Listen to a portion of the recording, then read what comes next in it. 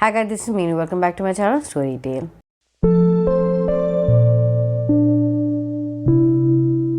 Today I'm going to be talking about Wuthering Heights by Emily Bronte.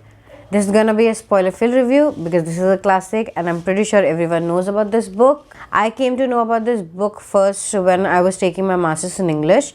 I did not read the book at the time, but I did read a few of the summaries of the book, and I was kind of intrigued by the whole premise of this book. At that time, I kind of believed that this was a love story, a romantic kind of a book, but it is actually not that. For me, this is not a love story. This is more like a book about love. It is about different kinds of love. A love that is stupid, a love that is obsessive, a love that is toxic, and sometimes downright cruel. There are so many aspects of love in here, but still it comes out as a tragedy. Now, first thing first, let me tell you a little bit about the story. The story is about Heathcliff and Catherine, whose toxic love kind of ruined everything for everyone. Catherine is a spoiled young brat. She has seen only comfort in her life, and that is why she is very much spoiled. She did not want to choose Heathcliff over her comfort and luxurious life that she has. Heathcliff has always been a troubled child. He was adopted when he was 9 or 10 years old by Catherine's father. He was this gypsy black kid who did not have anyone in his life. He did not have any parents or a caretaker. And Mr. Earnshaw, who was Catherine's father, kind of took him in. But of course, Catherine and Hindley, who was Catherine's brother, was not happy with the decision. And Catherine kind of ended up forming this kinship with him, and they end up becoming friends. But Hindley did not share the same feeling. He was very cruel to him. He would abuse him or kick him or beat him every now and then. And that is kind of developed a very bitter feeling inside Heathcliff. The only thing that he was thankful for was Catherine's kindness, and that is why he was in love with her. But of course, Catherine, even though she shared the same love, she did not want to choose him because he was again an orphan. He did not have much of a life. He does not have much of money or anything. So that is why she chose to marry Linton, who was this rich kid who was also very kind to her and who was in love with her. That is why she chose to marry him, because he can provide the comfort life that she wants. This decision of Catherine hurt Heathcliff so much that he left their house and ended up building his own life. After many years, when Linton and Catherine are married, Heathcliff comes back and he wants to take revenge on Catherine and on Hindley, who was very cruel to him. He took over Wuthering Heights and made Hindley and his son Hareton live with him, because they were kind of bound to live with him because they were in kind of a debt and they could not repay it. So that is why they kind of needed Heathcliff to actually live their life. The arrival of Heathcliff also upsets Catherine because she was in love with him, but she was also in love with Linton. So she was kind of in between both of them, and Linton and Heathcliff both hated each other. So of course their animosity kind of affected Catherine a lot, and that is why she got depressed and everything. She was already a spoiled brat, so if something does not go according to her, she gets very upset.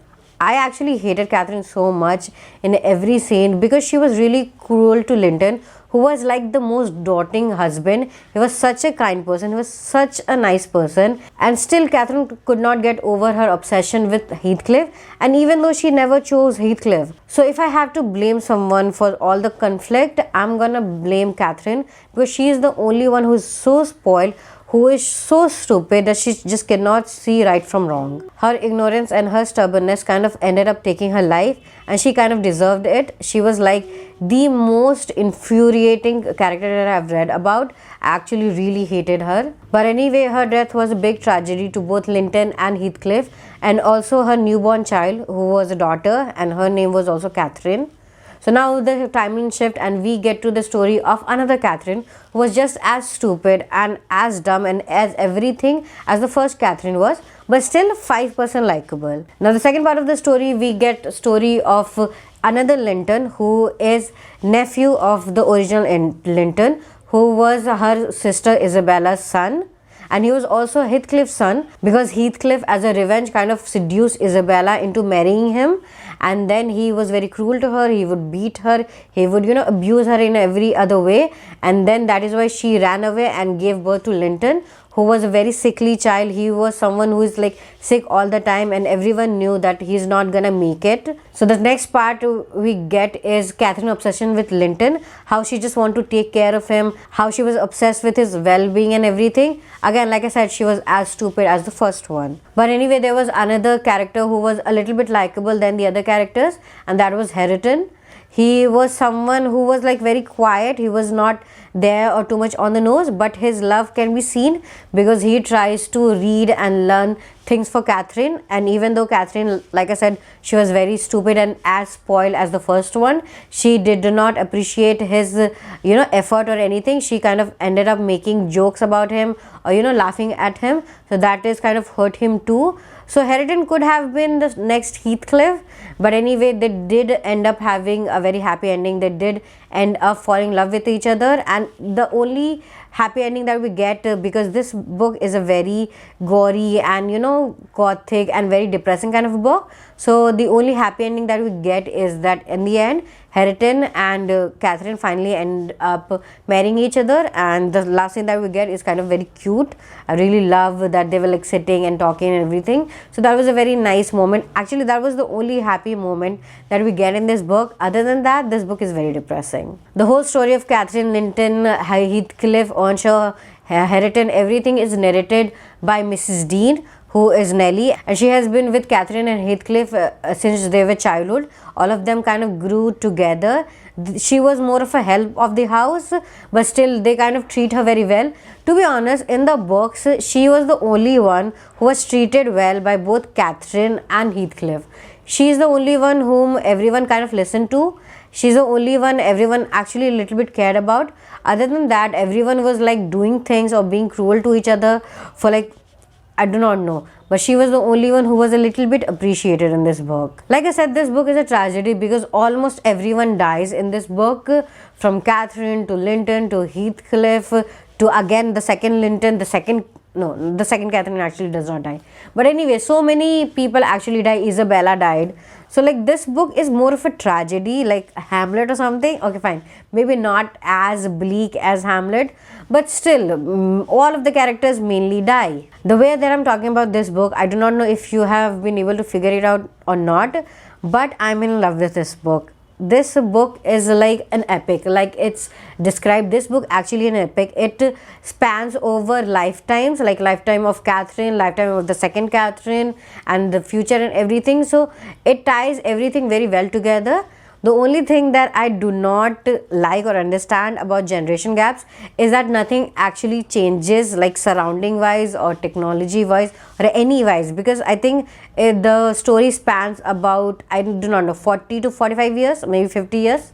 So nothing actually changes, like it's the same everything, like in the period of the first Catherine, the surrounding, the timeline and everything is same, and the same goes for the second Catherine. I think nothing changes, like there's no kind of technology or anything. It's like 50 years. I mean, in the last 10 years we have so much growth, we have seen so many things, so that 50 years as a practical point of view does not get just justified. But anyway, this is a fantasy and fiction book, so that is something I should not pay attention to, but somehow I do anyway because I'm just obsessed, I guess. If I have time, I can talk about this for like ages because this is such an interesting book. I was in love with each and every page, the dialogues. I especially love the scene between Catherine and Heathcliff when Heathcliff tells all these things and how he tells her that how selfish she was, how she kind of ruined both of their lives and everyone's life. So that is one of my favorite scenes. I really love that confrontation. There's so many good scenes in this book, and there's just so many good dialogues. Even though Catherine was like the spoiled brat or something, but the way she talks about Heathcliff, I actually admire that. Also admired many of the dialogues of Heathcliff too. He was a flawed character, that is something that we all know, but still there were so many endearing moments, and there's just this kind of love, even though it's very toxic, somehow it comes as very interesting, something that I actually think about, something that makes you wonder about this kind of love. I think Edgar kind of deserved much better because he was such a good person, he was such a loving husband, he was such a loving father, and still he did not get a happy ending, which was kind of sad. The worst thing that he did was marry Catherine because she was the worst choice that he ever made. Now briefly, let's talk about what I liked about this book and what I did not like about this book. One thing that I'm going to say, that I did not dislike anything about this book. This book is a gem, this is a classic, and it deserved to be a classic because this was such an interesting read. I loved everything about this book. I do not think I hated anything. If I have to nitpick one or two things, then maybe the timeline issue, or maybe that Nellie never actually got married. She did not actually get a life of her own. That is the only thing that little bit bothered me, but it is not a big deal. So that is the only thing that I have a problem with. But like I said, I love this book. There was nothing wrong with it. It's an interesting read. If you're someone who cannot understand the writing of it, because of course it's an old English, it was not that big of a problem for me because I did listen to it as an audiobook. If this English is something that you find very difficulty in understanding, then I think you should go for an audiobook because that is much better choice, because with that I think you will be able to understand it much better. At least that worked for me. I'm gonna let you know how to listen to free audiobook of this book, and no, that is not on Audible, it is another app. I will let you know in another video, and that video is gonna be coming soon, so stay tuned. So now let me tell you what the 3 things that stand out in this book. The first thing is the setting of this book. It is more of like a gothic, very dreary, very creepy, very winter kind of a setting. The story is limited between 2 places, which is Thrushcross Grange, where Catherine and Linton used to live, and the Wuthering Heights, which is the childhood home of Catherine. So the story is basically limited between these 2 places and a little bit area surrounding it. The whole world you do not know about, the outside world or anything. You just get this setting and you just get the people that live in there or come to visit it.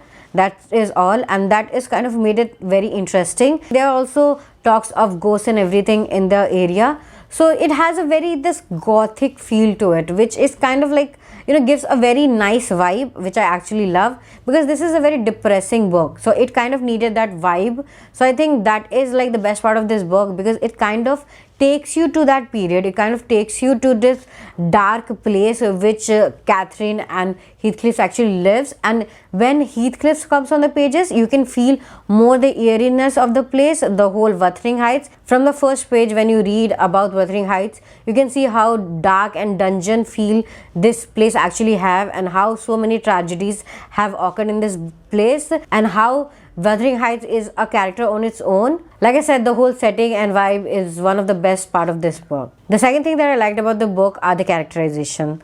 I loved all the characters on this book, especially Heathcliff. I think he was one of the complex characters. There are certain circumstances of him, like his revenge or Hindley, is something that is justifiable. But the way he treated Isabella, or the way he treated Linton, or the way he treated Catherine, the younger one, that is not something that is justifiable. He was very cruel, he was very bad, even though he was a black person who was in receiving end of most of the cruelties of the world. Still, his act of cruelness to Catherine and Linton and Hareton was not justifiable at all. There are certain scenes in this book where you actually feel very bad for Heathcliff, especially when Catherine dies and the confrontation that he has with Catherine. These are the 2 scenes where I felt very bad for him. Even the ending, you kind of end up feeling bad for him. You kind of feeling, a kind of sadness for him. And that is something that Emily Bronte has done brilliantly. She has made a character where you always feel conflicted about your feelings about a certain person.